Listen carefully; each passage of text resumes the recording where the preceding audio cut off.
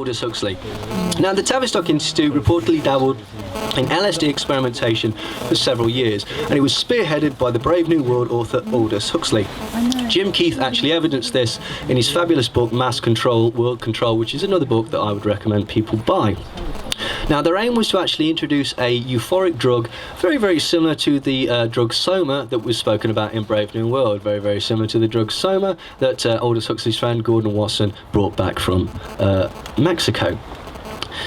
Now, in A Brave New World, the purpose of Soma was to sedate and elevate the mood, relieving all worries in the book. Soma was described as a hallucinogen which allowed users enjoyable, hangover-free holidays.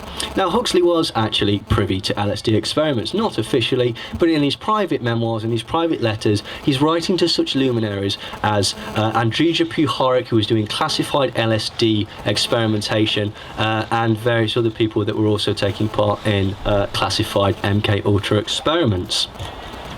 Aldous Huxley was born the 26th of July 1894 and died on the 22nd of November 1963, the same day that Kennedy was assassinated. He was an English writer with a great influence in the popularisation of psychedelic substances, particularly in the academic field. Huxley actually edited the magazine Oxford Poetry and basically published a series of short stories, poetry, travel writing and film scripts. He was, very, very affluent in that sort of respect. He was actually educated at Eton, which we all know is very prestigious, and later studied at Balliol Colleges, which is one of the constitute colleges of Oxford. It's basically one of these places where the elite go. From its alumni has got 3 British Prime Ministers from this one college, for crying out loud. And he spent the rest of his life the last period of his life in Los Angeles, basically from 1937 until he died in 1963. This was apparently because the climate, he had an eye problem and the climate was much better. And basically one of the things he's most known for is advocating the use of psychedelics, particularly peyote, mescaline and LSD. During the 20s, Huxley formed a close friendship with the author D.H. Lawrence, with whom he travelled around Italy and France. Now, it was rumoured that the pair were lovers, and it's also true that both of them were members of the quasi-religious mystical sex cult called the Children of the Sun, or to give it its correct German name, because it was also Nazi, was the Sonnekinder. Huxley was also known to be friends with George Esserbrox and Louis Jolyon West, who were very, very eminent MK Ultra doctors. I actually live in the village where D.H. Lawrence was born, and it's called Eastwood. Now, I don't know if anybody understands the significance, the occult significance of the East Wood. It's the wood in the east where the sun rises. Now, by sheer coincidence, I'm sure, the logo for Eastwood Town, the council there, is a phoenix rising out of some fire. Now, Huxley actually worked briefly as a teacher of French at Eton, where one of his pupils was a young Eric Blair, descendant of former Prime Minister Tony Blair, but better known to you and I as George Orwell. Now, on the 21st of October 1949, Huxley wrote to Orwell, who had by this time already put out 1984, and congratulated him on how fine and profoundly important the book is. He said, "Within the next generation, I believe that the world's leaders will discover that infant conditioning and narco-hypnosis are far more efficient as instruments of government than clubs and prisons, and that the lust for power can be just as completely satisfied by suggesting people into loving their servitude as by flogging them and kicking them into obedience." Yeah, get off you. In October 1930, Aleister Crowley, the English occultist and self-proclaimed most evil man in the world, was a dinner guest of Aldous Huxley in Berlin, and rumours persist that on that evening, Crowley introduced Huxley to the psychedelic delights of peyote. He was introduced in 1953 to mescaline by Humphrey Osmond, and it was through Humphrey Osmond that Huxley actually met the millionaire Alfred Hubbard, who we'll come on to in a minute. And he was one of these Johnny Appleseeds of LSD that was able to provide large quantities of pure LSD, seemingly from nowhere. Now, the thing about Aleister Crowley is that both the Beatles and the Doors have Aleister Crowley on the covers of their significant albums. There's a bust of Crowley on the back of, I forget whether it's LA Woman or the Doors, and Aleister Crowley is obviously in the cavalcade of characters in the front cover of Sergeant Pepper. Now, a lot of people, you might have heard this scenario, the concept that basically Sergeant Pepper might be about Aleister Crowley, the opening lyrics saying it was 20 years ago today Sergeant Pepper sought the band to play. It was 20 years to the anniversary of Crowley's death that the actual album was released, and so it has been sort of suggested. What is certainly true is that the Crowleyan concept of do what thou wilt shall be the whole of the war was later taken by the human potential movement and changed into the hippie mantra, if it feels good, do it. And it was taken directly from the Crowleyan thing. Sergeant Pepper, a lot of people wonder, is Pep a reference? They say Pep, Dr. Pepper, Sergeant Pepper, Pepsi. There is a theory that essentially it is in some way connected to the devil, or call it what you may. One thing that I have certainly found is that there is actually an evil Egyptian snake god called Apep, and so it could well be a reference to that. On the 24th of December 1955, Huxley took his first dose of LSD, and he was a pioneer of self-directed psychedelic use. He actually took 5 strong doses, or 100 micrograms, intravenously as he lay dying. His psychedelic drug experiences are actually described in the essays The Doors of Perception and Heaven and Hell, which we actually spoke about later, and these were frequent readings among early hippies and later beatniks. Huxley said, "Let us consider another type of drug capable of making people feel happy in situations where they would normally feel miserable. By making a harmless chemical euphoric freely available, with a dictator could reconcile an entire population to a state of affairs to which any self-respecting human being ought not. There will be, in the next generation or so, a pharmacological method of making people love their servitude and producing dictatorships without tears, so to speak, producing a kind of painless concentration camp for entire societies. So that people will in fact have their liberties taken away from them, but they will rather enjoy it, because they will be distracted from any desire to rebel by propaganda or brainwashing enhanced by pharmacological methods, and this seems to be the final revolution." And he made this speech for the Tavistock organisation group at the California Medical School in 1961. Now, some people would basically argue that LSD was a revolutionary drug, and it did actually do some good, and you certainly can't deny songs, Purple Haze, I'm the Walrus, they're obviously very, very LSD affected, and these are great cultural moments, so you can't deny that. What is sadly not true, though, is any concept that any of the LSD movement was organic. And people will start citing the LSD cooks, the Johnny Appleseeds of LSD, the people that basically were seemingly going out there and for the betterment of mankind was spreading this new drug. Unfortunately, every single one of them has got connections either to the military industrial complex, intelligence agencies, or all of the above.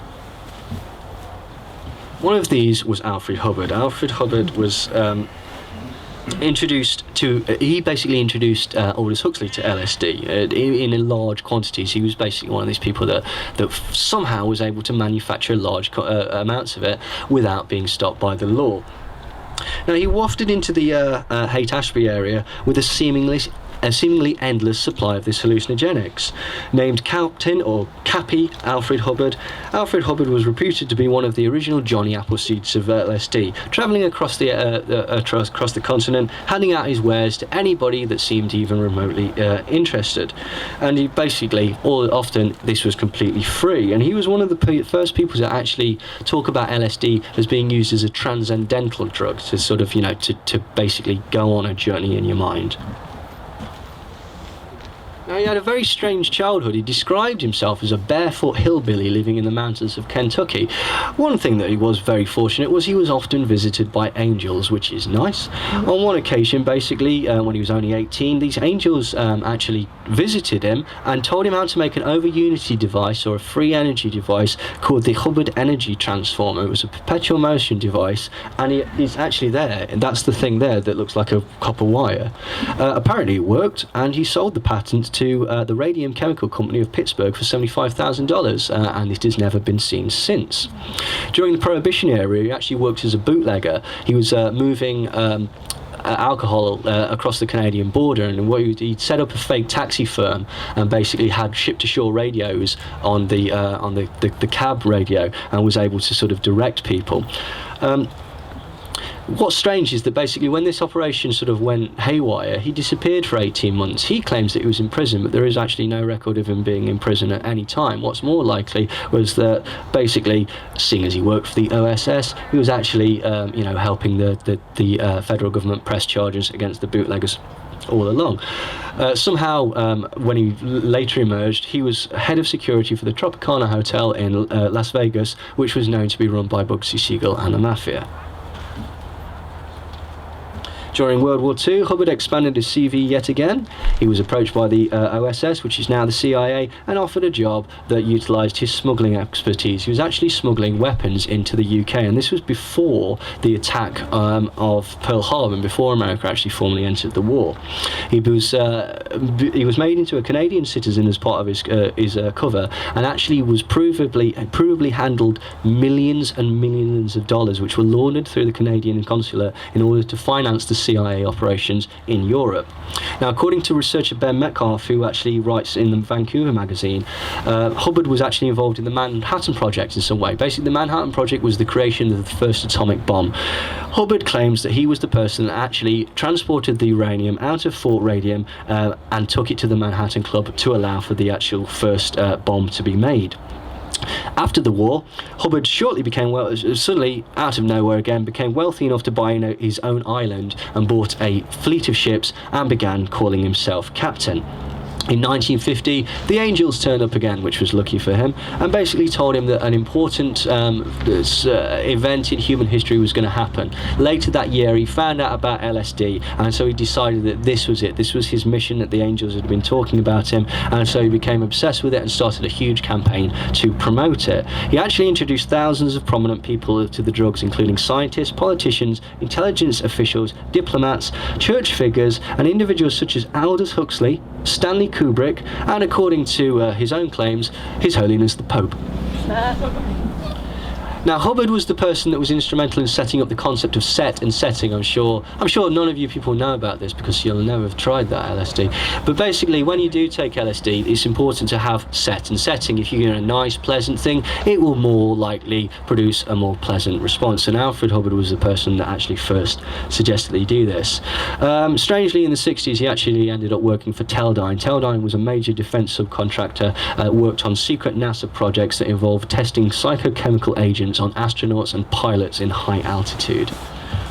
At some unknown date, he also seemingly acquired a doctorate degree from the University of Kentucky in Lexington. That's the place where basically Harris Isabel was conducting all those LSD experiments on black inmates. So he managed to get that there, and he listed this on his CV when he later ended up taking a job at the Tavistock Institute ran Stanford Research Institute. Jim Keith, Mass Control, World Control, wrote, one associate of Hubbard was New World Order theorist Willis Harman at the Stanford Research Institute. SRI had earlier received grants from the US Army to research chemical incapacitants. When visited by a representative of the underground press at SRI, Harman told the man, "There's a war going on between your side and mine, and my side is not going to lose." World Net Daily claims to have Freedom of Information Act requests of CIA declassified documents that indicate that Alfred Hubbard was in direct contact and received psychochemical agents directly from Sidney Gottlieb of the Technical Service Division. Now, in 1963, Hubbard arrived on the doorstep of a young Harvard psychologist named Timothy Leary. Hubbard was apparently dressed in an army fatigue with a crew cut, and he had a long gun strapped to his leg. And Leary actually said he blew in with that uniform, laying down the most incredible atmosphere of mystery and flamboyance. Really impressive bullshit. He was pissed off. His Rolls Royce had broken down on the freeway, so he went to a payphone and called Rolls Royce in London. That's the sort of guy he was. He started name dropping like you wouldn't believe. He claimed he was friends with the Pope. And not only did LSD arrive en masse in the Haight-Ashbury area, coinciding strangely with the explosion of youth-driven and rebellious music, but so did several other highly classified formulas. These strange drugs somehow found their way onto the streets. One of them was called STP. STP, it renders people semi-conscious for days at a time. Now, STP was actually used as an incapacitating agent by the CIA, and therefore was highly classified. So the question is, how did that, and phencyclidine or PCP or angel dust, which was from the same laboratory, how did these things end up on the streets? Well, how they ended up on the streets was that basically two gentlemen called Tim Scully and Owsley Stanley, who obviously had connections to the CIA because of this, produced it and let it go en masse. One of the other drugs that was basically sometimes available in Haight-Ashbury, but I don't suggest anyone ever try it, is a drug called BZ. Now, some people might know what BZ is, some people might not. BZ is it's an all-encompassing hallucinogen that makes your entire perception change, so it's like dropping into a virtual reality machine. It lasts for about 7 days straight, and you don't know that you're in a trip. If anyone has ever seen the Tim Robbins film, Jacob's Ladder, that's what it's about. When in his entire life story, he's dying of BZ poisoning, and that's what the film is about. So, you know, it was a real drug. According to former CIA contract employee, agency personnel helped underground chemists set up LSD laboratories during the Summer of Love to monitor events in the acid ghetto. But why? If this assertion is true, would the CIA be interested in keeping tabs on the hippie population? Law enforcement is not a plausible explanation, for there are already dozens of narcs operating in the Haight-Ashbury area. Then what was the motive? A CIA agent who claims to have infiltrated the covert network provided a clue when he referred to the Haight-Ashbury as a human guinea pig farm.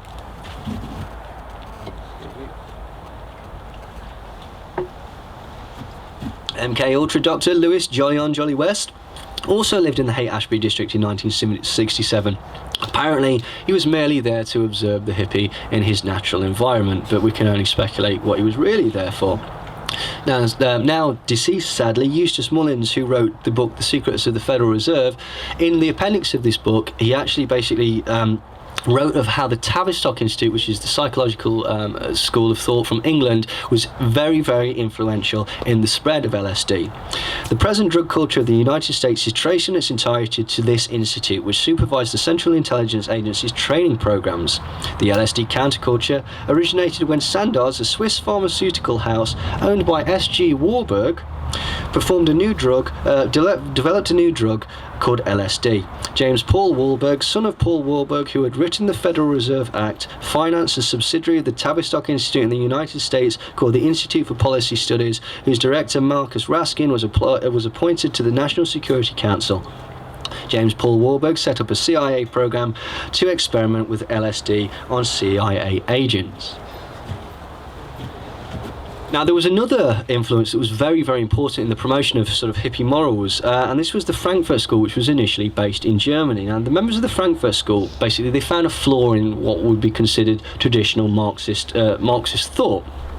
It failed. It failed to unite the workers. When the World Wars came around, according to Marxism, what should have happened is the workers of the world should have gone, we're not doing that, and joined up together and overthrown the bourgeoisie. What they actually did instead was go, oh, all right then, put on uniforms and go to nationalistic levels.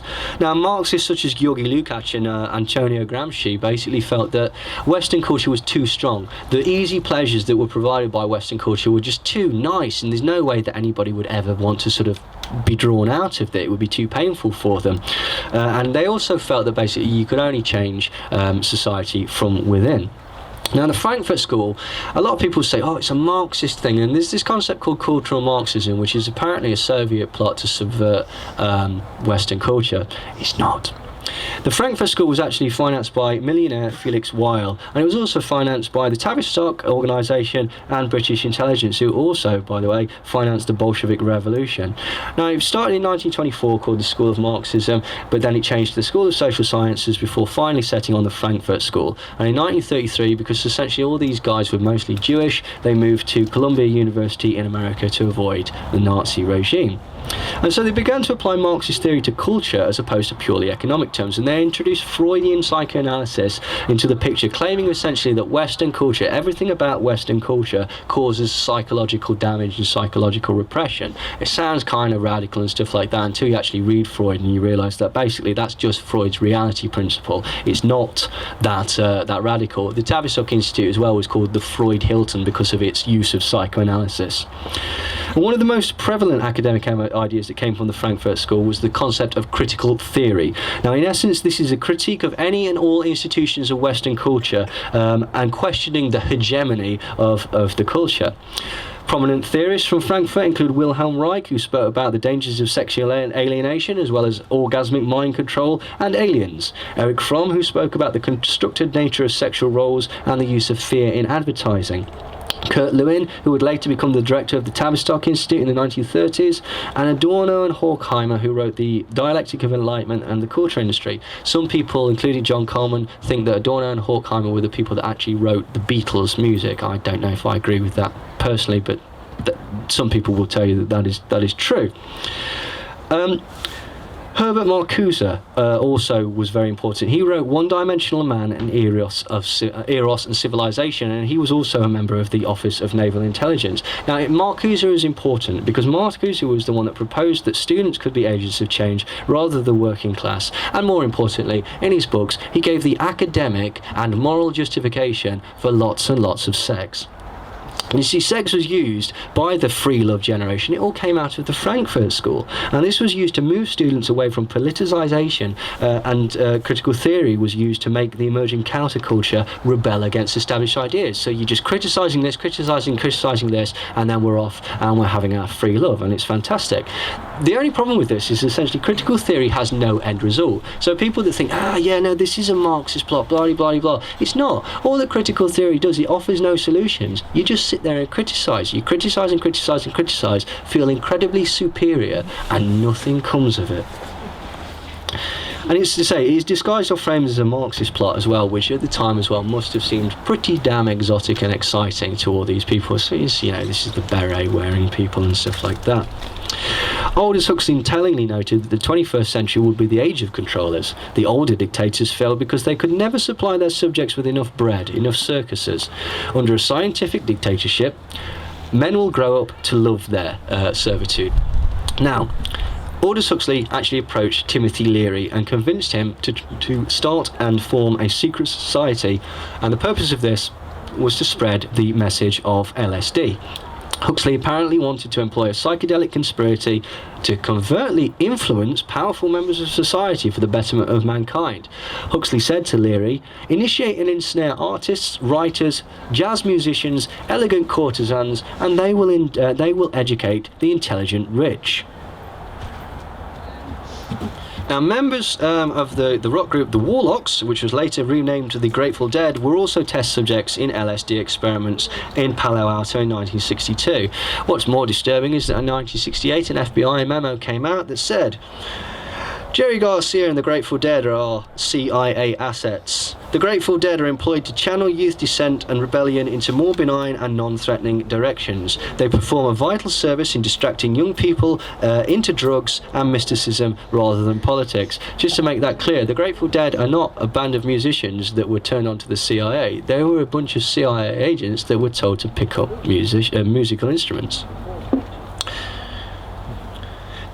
Another interesting thing is that Charles Manson actually took his first LSD trip and completely lost his mind and thought that he was Christ at a Grateful Dead concert. So Timothy Leary, LSD champion and counterculture hero, conducted all of his acid-based experiments at Harvard University under the sponsorship of the CIA. In his autobiography Flashbacks, Leary credited the CIA agent Cord Meyer with helping him to understand his political cultural role more clearly. Some people might know who Cord Meyer was. Cord Meyer was head of the CIA Operation Mockingbird. Mockingbird, as some people might know, is the influencing of journalists and the planting of false stories that go along with the CIA's goals, and they plant false stories to disrupt activist groups. Now, the first person to introduce LSD to Timothy Leary was CIA agent and longtime friend Frank Barron. Leary actually spoke in an interview and said, "If you look back, many things that we thought were accidents turned out they were not. The entire LSD movement itself was sponsored originally by the CIA, to whom I give great credit. 80% of the decisions I made were suggested to me by CIA people. I like the CIA. Yes, I am a witting agent of the CIA." Some people have taken that to be some sort of confession. Now, similarly to Ewan Cameron and William Sargent, Leary was actually experimenting with removing and replacing behaviour patterns. That's what he decided that LSD was useful for. As we said previously, his mentor at Harvard was Henry Murray, who in the 1940s was employed to develop personality tests for the CIA and monitored military experiments on truth drugs, brainwashing and interrogation. This is Michael Hollingshead. Michael Hollingshead was basically an MI6 agent. He was the first person that supplied Leary with a steady and large supply of LSD. And Hollingshead basically was sent by the Tavistock Institute and Aldous Huxley to provide Timothy Leary with the LSD. Among those that Hollingshead is reputed to have introduced to LSD are Timothy Leary, William Burroughs, Roman Polanski, Allen Ginsberg, Donovan, Keith Richards, Charlie Mingus, artist Saul Steinberg, Alan Watts, and the Beatles, Paul McCartney, John Lennon, and George Harrison. The episode where Hollingshead actually provided acid for the Beatles is actually in the John Lennon biography. It says, Spring 1965, John Lennon, Cynthia, George Harrison, and Pattie Boyd inadvertently take their first LSD trip when a dentist friend of Harrison's, supplied by LSD and Johnny Appleseed, Michael Hollingshead, spikes their coffee. Right, I'm sure some of you might have heard of the Paul is dead theory. Yeah, okay. So I'm not sure that I believe that, although I've seen some very, very strange sort of stuff around that. What is interesting is that basically, if Paul was replaced, at the first interview, certainly the first interview after his car crash, we cut his lip and whatnot, so the first potential interview with the fake Paul or Fall, the whole interview is promoting LSD. That's all it's about. So it's just something to think about. Lennon also spoke about his acid use, and actually it was publicised in a Playboy article which was released very, very shortly after his death. He was asked about acid and he said, "Not in years. A little mushroom or peyote is not beyond my scope. Maybe twice a year. But you don't really hear about it anymore. And people still are visiting the cosmos. And we must always remember to thank the CIA and the Army for LSD." So, he was very, very clear about this. And so this article was released very, very shortly after he died. And the John Lennon thing is also obviously very tangentially connected. Roman Polanski connected to the Manson films at the Dakota Building. Anton LaVey's in the film. John Lennon was shot apparently by Mark Chapman, but he wasn't. He was shot by a bloke called Jose Padermo, who was a CIA agent that worked with Frank Sturgis, and he was the doorman on that particular night. Never before, never again. On that night, he was the doorman. But don't think that's suspicious anyway, obviously.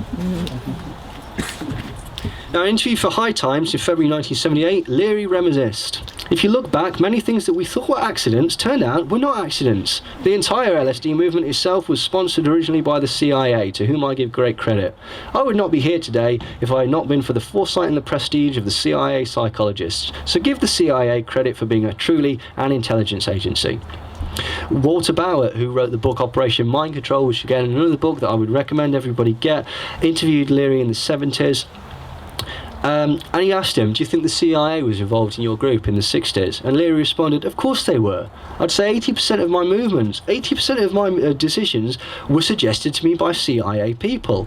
I like the CIA. The game they play is better than the FBI. It's better than the Saigon police. It's better than Franco's police. It's better than the Israeli police. They're 1,000 times better than the KGB. So it comes down to who you're going to work for, the Yankees or the Dodgers." When Timothy Leary left Harvard, he was lucky enough to immediately fall into the good graces of somebody that allowed him to carry on his CIA-sponsored experimentation. He began to work for William Mellon Hitchcock, who founded the CIA front group, the International Foundation for Internal Freedom, which was later renamed the Castilia Foundation. Hitchcock was well positioned to help Leary with the vast wealth that came from his enviable position as heir to the Gulf Oil Company fortune, and when Leary was no longer welcome to conduct experiments at Harvard, he was paid $2,000 a month and provided accommodation to live and conduct his psychedelic research on the 2,500-acre Mellon Hitchcock estate. William Billy Mellon Hitchcock was a graduate of the University of Vienna and a descendant of the millionaire Mellon banking family of Pittsburgh. His ancestor Andrew Mellon had risen to the position of U.S. Treasury Secretary during the Prohibition era. And so what he did was he contacted this company called the Charles Bruce Company, which is based out of England, and arranged for large quantities of the precursors to all these psychedelic drugs to be sent through his firm. They also did this with George Grant Hogue, who was the heir to J.C. Penney. J.C. Penney is like a design, it's a store in America, and so these are prominent people. It was also Hitchcock that introduced Timothy Leary to a very important person who will come to in a second, called Owsley Stanley. The other thing that Hitchcock was trying to do was he got in touch with a law firm called Bowden and Stanley 27 and was trying to figure out which Caribbean country would be the best place to produce and distribute large quantities of LSD and hash. So, Owsley Stanley. Right, Owsley Stanley, you might have heard of him. He's Owsley Gold and stuff like this. He was a very prominent LSD cook in the 1960s. He was nicknamed Bear due to his particularly hirsute figure, and he was reportedly one of the first independent sources to produce very, very large quantities of LSD. He apparently was fabled to have produced 0.5 kilogram of LSD, which translates to about 5 million hits. Now, although accounts of this output vary widely, what is undisputed, however, is the widespread and low-cost availability of his incredibly high-quality and potent LSD basically helps the flower power genre. Without Owsley Stanley, there would have been no hippie scene. And again, more often than not, his entire stockpile was given away to people completely free. Previously, STP and PCP were also released into the streets by Owsley Stanley and his associate Tim Scully. You see, he's another one that comes from a long line of elite families. He's born Augustus Owsley Stanley III. His grandfather of the same name had been the governor of Kentucky. He'd also been a US senator and a very, very prominent congressman. His father was also a veteran of active service in the US Army, and after his parents separated, he was sent to military school. He was actually expelled from Charlotte Hall Military School for bringing alcohol onto campus and getting his friends pissed.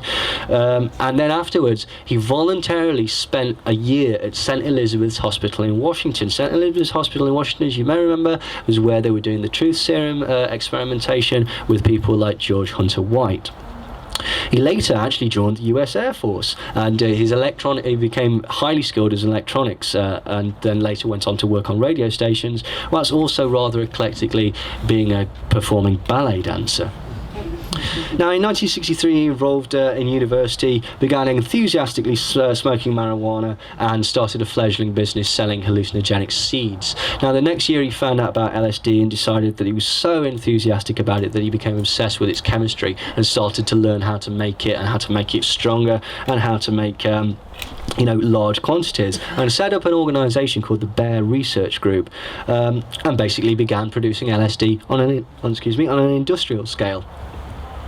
With his associate Tim Scully, Stanley built a large laboratory situated in Port Richmond, San Francisco, in order to continue the industrial scale production needs that were required.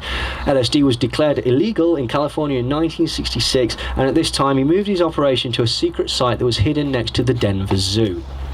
Now, Stanley, he was far bolder. He didn't care. Basically, what he did at all times was carry his entire stash around in his suitcase. At one time, he was arrested, and I believe he had 350,000 separate tabs of LSD in his suitcase, which he steadfastly maintained were for his own personal use. He was later apprehended on tour with the Grateful Dead. Basically, strangely, he was arrested, the Grateful Dead were not arrested, and he was imprisoned for 3 years beginning in 1970. But yet again, we can see the connections to wealth, high society, mental health institutions, the military, and the intelligence agencies as a running thread through all these people. So this was a control scenario, wasn't it, this LSD? And the problem was that basically a lot of it was quite nice. A lot of it was really working out well for people. A lot of things didn't go so well.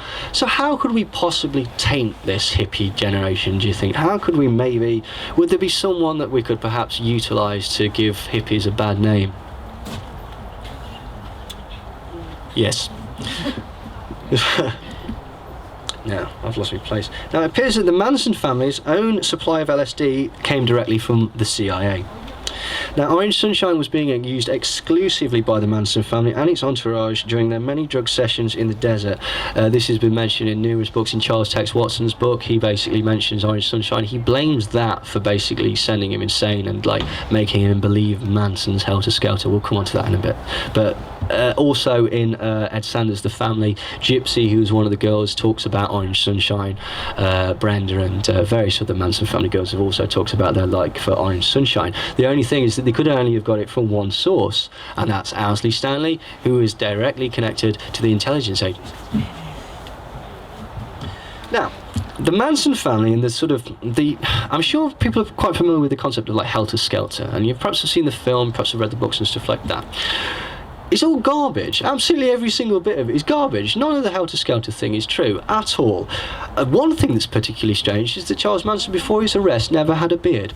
Never had hair longer than here, and actually encouraged people on the ranch, on the Spahn Ranch, and later at the Barker Ranch, to cut their hairs conservatively and dress like cowboys. He disliked hippies. He didn't like the Beatles' music. He thought it was okay, but he was a big fan of Bing Crosby.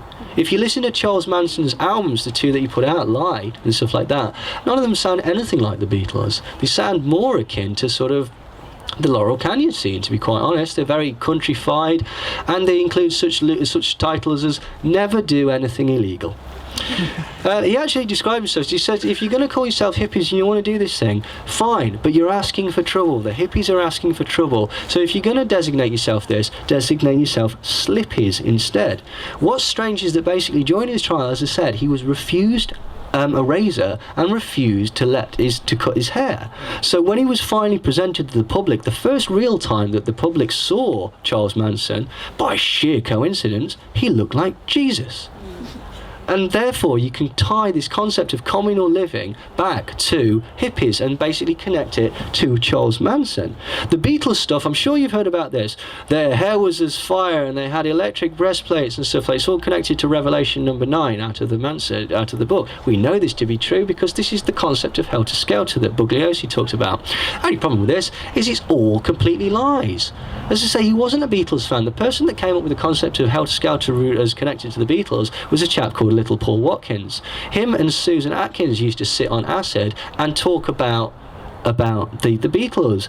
Charlie didn't think the Beatles were speaking him to the record. Susan thought the Beatles were speaking to her through the record, but she was mad as a sack of tits. So, we don't really tend to take her very seriously. Manson has claimed, I was a beatnik. I ain't no teeny bopper. Hippies are just kids to me. And as I say, he didn't actually grow his hair long until his trial. We all know that Manson is a huge racist. He was trying to start a black and white race war. Again, this is not true. What people don't seem to realise is that one of Charles Manson's good friends whilst he was in prison was Black Panther Geronimo Pratt. This doesn't come from Charles Manson, this comes from Geronimo Pratt's autobiography. But Neil, he's got a swastika on his forehead and he joined the Aryan Brotherhood, yada yada yada yada yada. What a lot of people don't realise is that he was kicked out of the Aryan Brotherhood for refusing to attack a black man. The swastika on his forehead as well, initially it was left facing, later it was right facing. People have asked him about this. It was taken from a Native American friend of his, a chap called Walks on Top. Walks on Top was put in solitary confinement, and they threw Manson in because they didn't like Manson. They wanted him to get beaten up by it. Manson got on incredibly well with him. Bobby Bosley was a racist. Danny DiCarlo was a racist. Tex Watson was a racist. Brendan McCann was a racist. Charles Manson was not a racist. All of those four people have said, actually, Charles Manson, from down south, he got on with black people more than anybody. What he was talking about was black Muslims, and this is a very specific group of black Muslims had spoken to him in prison about possibly attacking white people.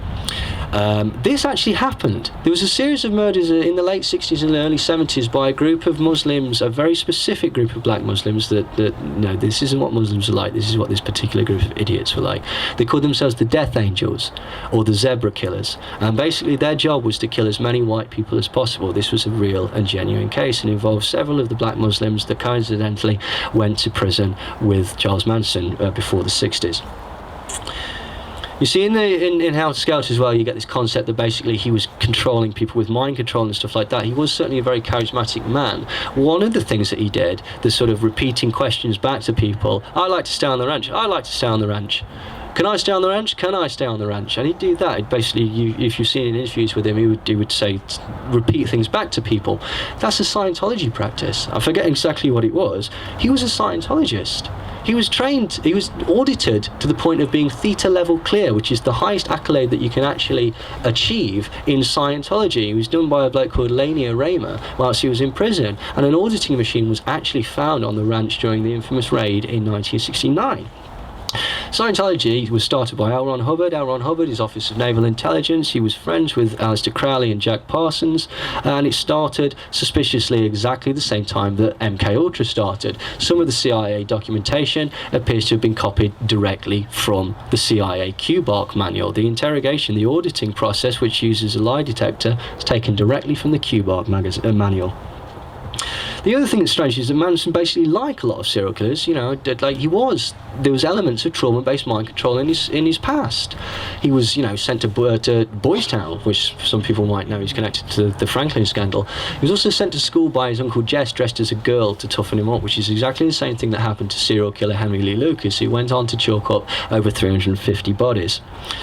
He was also in various prisons at the time when the CIA was known to be testing drugs on people. When he was later in Vacaville in 1975, which was after the killings, he did an interview with a bloke called Newell Emmons, and he's clearly under the effects of psychotropic drugs in there. It was at this time that Charles Manson started sending letters to people talking about his love affair that he had with Peter Falk. Peter Falk, Peter Falk? Columbo? Yeah, they were lovers. Charles Manson and Peter Falk were lovers. He also had an affair with Cary Grant.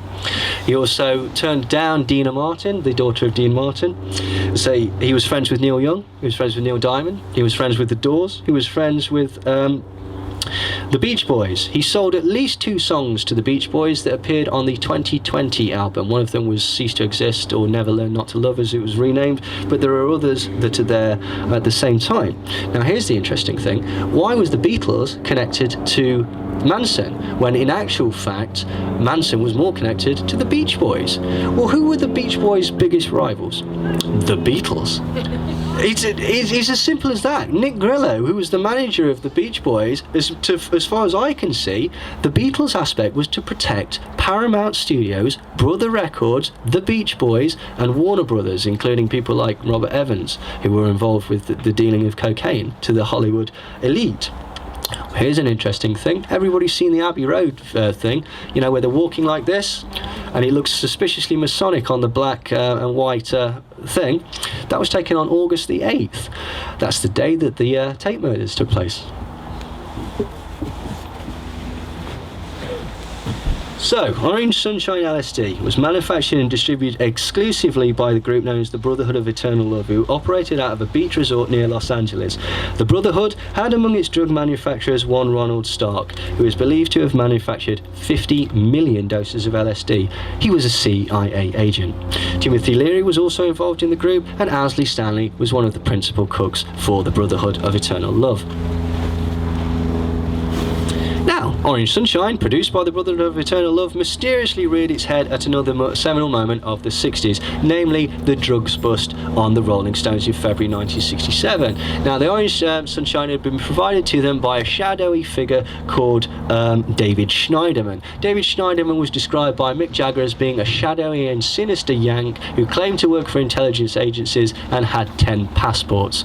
He was the person that provided the acid to the Rolling Stones and then was mysteriously allowed to go completely free, walking past the police without his suitcase, with all different types of drugs being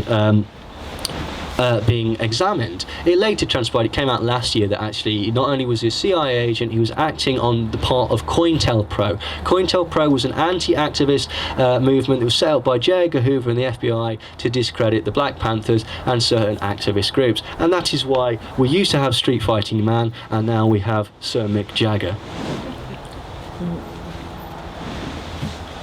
1968, the Rolling Stones tour manager was this gentleman, Phil Kaufman. Kaufman held the distinction of being a jailhouse buddy of none other than Charles Manson. This was prior to his release in 1967, and Kaufman maintained a relationship with the Manson family after his release. Kaufman was the person that actually got Charles Manson jobs singing and playing guitar in Mafia Run nightclubs in Hollywood and the Los Angeles area. He described himself as a sympathetic cousin to the family.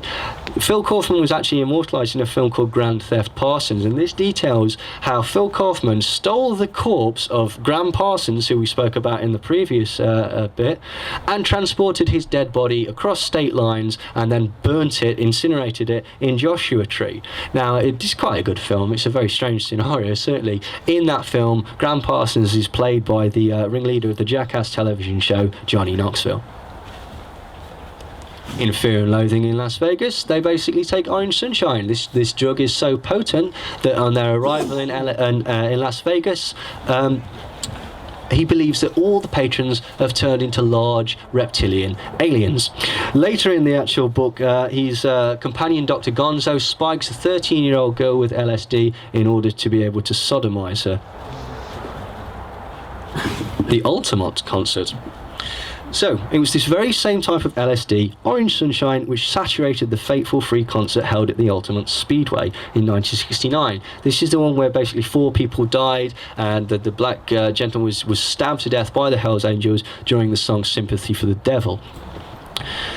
Basically, the Hells Angels ran security for this concert, and they'd been given thousands and thousands of doses of LSD. It was all Orange Sunshine. It was provided directly by Owsley Stanley, and it was tainted. It was also mixed with amphetamines. It was a bad dose, and basically there was 14,000 hits there. Within half an hour, the entire festival had run out of Thorazine. Thorazine is the only thing that can combat a bad trip, and so essentially thousands of people had the worst time on that particular day. The Hells Angels, who provided security for that particular thing, at the time, it must be told, this is true, it sounds nuts, they were in the employ of the CIA. This might sound strange, but the ATF and the CIA hired Sonny Barger as an informant and a hitman. Sonny Barger is the founder of the Hells Angels. Barger was employed in an attempt on the life of Black Panther Eldridge Cleaver and Cesar Chavez. He failed in the second hit because he was unfortunately arrested halfway through doing it. Orange Sunshine was reportedly heavily used by American ground forces in Vietnam, and it was smuggled into the country from California. Now, this is particularly impressive, bearing in mind that all official sources will tell you that the Brotherhood of Eternal Love was essentially 12 people. Now, that's their van that they transported it to Vietnam in, apparently. Now, Timothy Leary, along with CIA agent Ronald Stark, went to work in organising the distribution wing of the Brotherhood of Eternal Love's operation. Stark was arrested in Bologna, Italy for drug trafficking in 1975 and was released on the ground that he had been a CIA agent since 1960. Stark helped Leary found the quasi-religious Brotherhood of Eternal Love as a cover for the distribution of this particularly potent Orange Sunshine, and all the volunteers from the Brotherhood of Eternal Love were taken from the Billy Hitchcock Mellon estate, and it was all manufactured there under the watchful eyes of the Mellons. Here's an interesting thing. This is important. When Timothy Leary was imprisoned, he was broken out of prison by a group called the Weather Underground. Are people familiar with the Weather Underground? They were supposedly a left-wing activist group. No, I'm sorry, I'm afraid they were CIA, right from their inception. This is what happens, you create these activist groups, because if you're going to win a race, you own all the horses. This is what's even more important, is that the Weather Underground are the people that politicised and directly connected hippies with Charles Manson. When the Manson murders happened, the Weather Underground basically said, this is a political movement, and championed him. They said, dig it. They killed those rich white pigs in there. They ate dinner in the same room, and they even left a fork in the body of the dead. In 1969, the Weather Underground declared Charles Manson Man of the Year, and declared 1969 the year of the fork. It's the Weather Underground, who's obviously a CIA agent. Basically, they helped Timothy Leary break out of prison, and they also are the people that basically painted the public perception of the Manson family. Now, in the beginning, the Brotherhood handed out merry free samples of LSD to promote the product, but by the middle of 1969, the organisation had already distributed 10 million hits of this particularly strong LSD. One of those that worked for them was a 12-year-old called Daryl Baranski, aged 12 at the time, but several years later he was arrested along with several military men as part of an undercover military operation moving marijuana from Asia to California. Leary was eventually arrested with Joanna Harcourt Smith, who was another member of the Brotherhood, who later admitted to be working for the DEA. When Charles Manson was placed in solitary confinement at Folsom Prison in late 1969, one of the people that was placed in the cell next to him was Timothy Leary. Now, Timothy Leary had this to say about the Brotherhood. The whole concept of the Brotherhood of Eternal Love is like a bogeyman invented by the narcs. The Brotherhood was about 8 surfer kids from Southern California, and they just took LSD, and they practiced the religion of worship of nature, and they'd go into the mountains. They were not the big shots at all. None of them ever drove anything better than a VW bus. They were just kind of into it for the spiritual thrill. Now, I think we need to say by this time that we probably don't trust a lot of what Timothy Leary says, and despite his proclamation that basically, as I say, they were a group of 8 to 12 surfer kids that basically moved LSD around in a VW van, that doesn't really explain how it managed to sort of infiltrate such a wide premise. You know, Hollywood, the East Coast of America, England, Vietnam, every single significant event that was involved in the destruction of the love generation and the flower power generation was intricately implemented by Orange Sunshine. So, thank you very much. That concludes my talk, so hopefully that's not left you too disillusioned.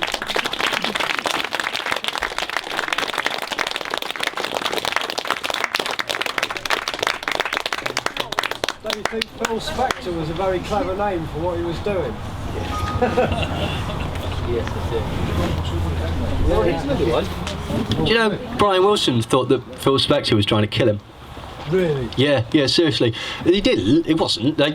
Because Brian Wilson was insane. I mean, to Brian Wilson, if people don't know, he spent a year in bed. He spent a year in a sandpit, and he spent another year in a swimming pool. The first time that he went to Brother Records, this is the first time in years that they managed to drag him into the actual offices, and he was in there for 5 minutes and started getting a bit twitchy, and he says, I'm sorry, I can't continue this conversation, we're not carrying on this conversation.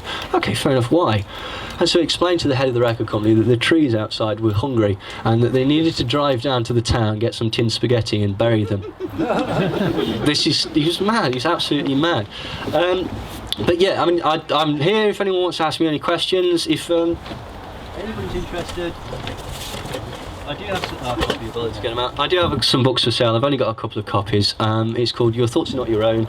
Is that one basically? The first one details MK Ultra and all the sort of nuts and bolts, assassins, that sorts of thing. The second looks at social control, media, the hippies, and the sort of thing that we've been talking about today. So if anybody wants to get a copy, they're on my website. They're £15 each. Whenever I do live talks, I do 2 for £22 basically. So if anybody wants some, come and get me. And if anyone's got any questions, but thank you very much for listening. You've been great. Thank you very much.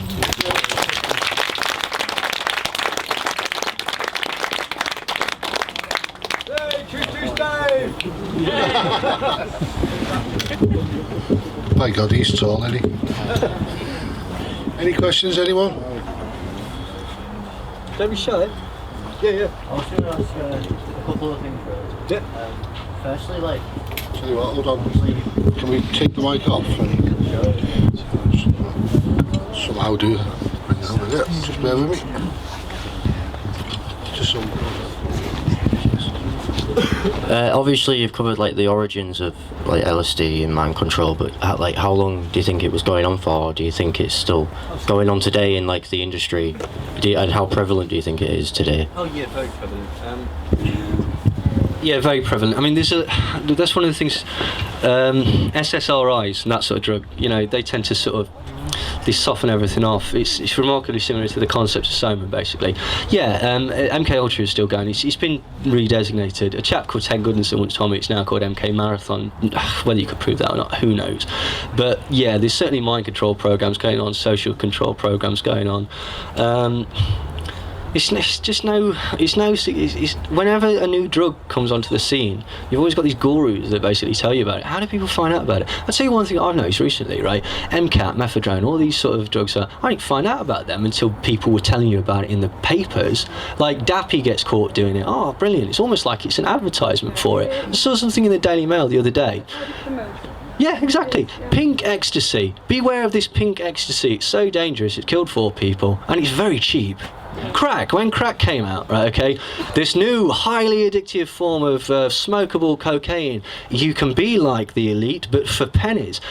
Oh yeah, oh right, yeah. No, come on, watch all those things again. And basically, all they're doing is promoting the drugs. And so, yeah, mind control's broad. It's not just sort of personal things. It's not just drugs. It's social control. It's sort of this sort of thing. It's perception management and sort of like arranging people's thought processes, really. So yeah, it is still carrying on. Anybody else? I was just going to ask, is there any truth in Courtney Love's dad was supposed to be a MK Ultra? Oh right, Courtney Love's. I know that he's not very fond of her. She was part of a hippie cult when she was younger. And he claims that they took lots of acid and stuff like that. He claims that he kicked her out because she was being a prostitute when she was 15. I'd not heard that, but I will look into that. I can believe it. Yeah. Can I ask you a question? Yeah. Who the bloody hell's Courtney Love? Oh, she was a lead singer of a band called Hole, and she murdered a bloke called Kurt Cobain. You're still a bit too soon for days, I'm afraid. Stop listening to the crap and watching that crap telly. Had ties with the CIA. Did he? And obviously, It doesn't surprise me. Grateful Dead. Yeah. Who was that? Murder Sorry. theory. Courtney Love's dad apparently said had ties with the CIA. Yeah. He condones the murder theory. He reckons she. Yeah, I've heard that. He does. Yeah. Yeah, it's certainly very possible. Like, this is the point. The end. Bob Hope apparently was not really a comedian as well. He was an espionage agent, and he didn't write any of the jokes. He just read it. He was just a presenter. What about Shirley MacLaine and Warren Beatty? Yeah, Wasn't they come from CIA? Family? they're brother and sister. Yeah, but their dad was in the. Yeah. Warren Beatty appeared in a when the Tate LaBianca murders happened. The police went there and found a series of high-class sex films. One of them including Sharon Tate having sex with a dog. Peter Sellers was there having sex with Sadie Atkins, and Warren Beatty was there having sex with Sadie Atkins. There was also one of Yul Brynner, Peter Sellers, and Warren Beatty having sex with each other. Madonna at the Super Bowl. Oh, glad I never said that. It's true. Hiya. I'd always thought that some of the CIA stuff was simply hardline right-wing stuff, and their definition of control was as every big-headed person at the top of society, I want my empire bigger and bigger. Yeah.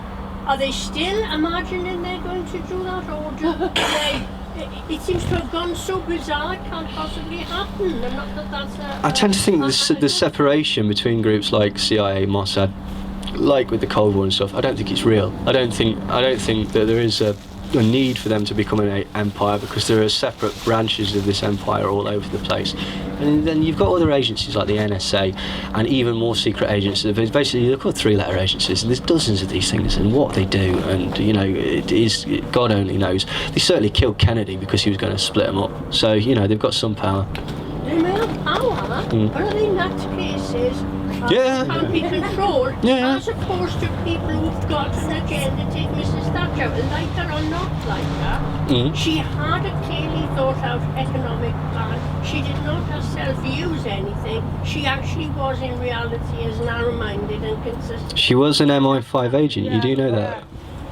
Even so, she would have to be. She knew how to manipulate people. But she had an agenda with a clear set of right-wing people who are going to get a benefit. Well, maybe. I mean, who's going to get any benefit? well, I don't really know about that, to be honest. But basically, one of the two things is going to happen. Basically, you're either going to, if you're doing anything that's going against the consensus agenda, one or two things is going to happen. Your career is going to die. Or one of three things is going to happen. Your career is going to die. You're going to die like Robin Cook, or you're going to end up with a amyl nitrate laced orange in your mouth wearing stockings. Okay, that's what's going to happen. So you may well be correct. I don't know enough about that. I see what you're saying, because I think what you're getting at is the sort of, she was not keen on going into the European Union or that sort of thing, and so that was perhaps why she was destroyed, because she was doing that. But one good deed in a lifetime of being an absolute arsehole doesn't get you anything in my book, I'm afraid. Yes, please. In your investigations and your research, how much are you finding that paedophilia is what is holding a lot of this together. How much am I finding that paedophilia is holding a lot of this together? Yeah, a lot. Absolutely. That's what this Jimmy Savile thing is, that people don't seem to realise. What was going on at Bryn Allen and Kincora and stuff like that is brothels and blackmail scandals. And this was admitted by Ken Livingstone, admitted that Kincora was being used as brothels to try and snare, was it members of the IRA or was it members of, I forget, some Irish parliamentary people. Same thing with Bryn Allen. That's exactly what it's there for. They use it for blackmail purposes. And yeah, it does traumatise the kids as well, which is brilliant. Franklin School. If anyone's interested, just look at the Franklin School and stuff like that. Yeah, but this is exactly what's happening with the Jimmy Savile thing. And this is why these celebrities come out, because basically you've got them in your pocket forever. Yeah. Then so. Does the CIA admit to own on everyone in Hollywood? Yeah, absolutely, and every journalist and all of this as well. I'm going to have to cut it short there because obviously there's other people there. But if I'm about for the rest of the day, so if people want to come and find me, like, I'm here. So thank you very, very much.